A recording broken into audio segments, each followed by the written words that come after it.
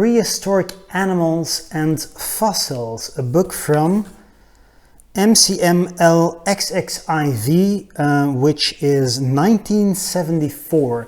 A 46-year-old book is probably a little dated, but it could be interesting to see if it still holds up. Let's skip to the dinosaur part. Stegosaurus, which lived during the Jurassic period, 190 to 140 million years ago, was one of the dinosaurs which developed armor against the attacks of the savage flesh eaters. It was about 20 to 30 feet, 6 to 9 meters long, and had a double row of thick bony plates along its back. In the tail were long, sharp spines. It was both slow thinking and slow moving. The dinosaurs. Many of these early reptiles were very small compared with those grouped together under the name dinosaur, which means terrible lizard. Undoubtedly, dinosaurs aroused the greatest interest. Some must have been quite gentle, clumsy creatures, browsing in swamps and feeding on plants. Others certainly qualified for the description terrible, which is often given them, for they were flesh-eating giants of enormous strength and appetite.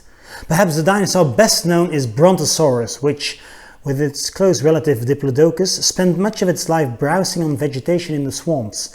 Not only did the swamps help to support the heavy weight of these creatures, but there they were safe from the attacks of such fierce monsters as Tyrannosaurus, which could not follow them into the water. Brontosaurus was at least 65 feet or 20 meters long and weighed about 40 tons. Tyrannosaurus was probably the most fearsome of the dinosaurs. It was about 50 feet, 15 meters long, 20 feet, 6 meters tall, and walked on its hind legs. Having stunted front legs, its power was centered on an enormous jaw set with vicious pointed teeth. It was the largest flesh eater that has ever lived.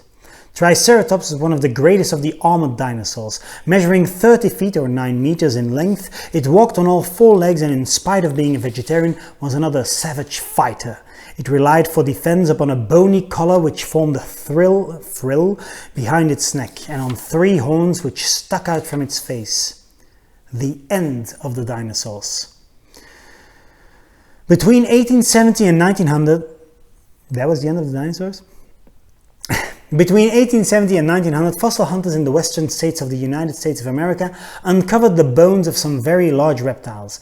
The skeletons which they excavated, or plaster casts of the original, can now be seen in many museums. It is awe-inspiring to stand dwarfed by the bones of animals which lived more than 100 million years ago. It is an astonishing fact that fossils of dinosaur eggs have been found in the Gobi Desert and in France. Bones and teeth found in England show that some types of dinosaur roamed there too, particularly in the area of the Weald. By the end of the Cretaceous period, these giant reptiles had become extinct after dominating the Earth for about 140 million years.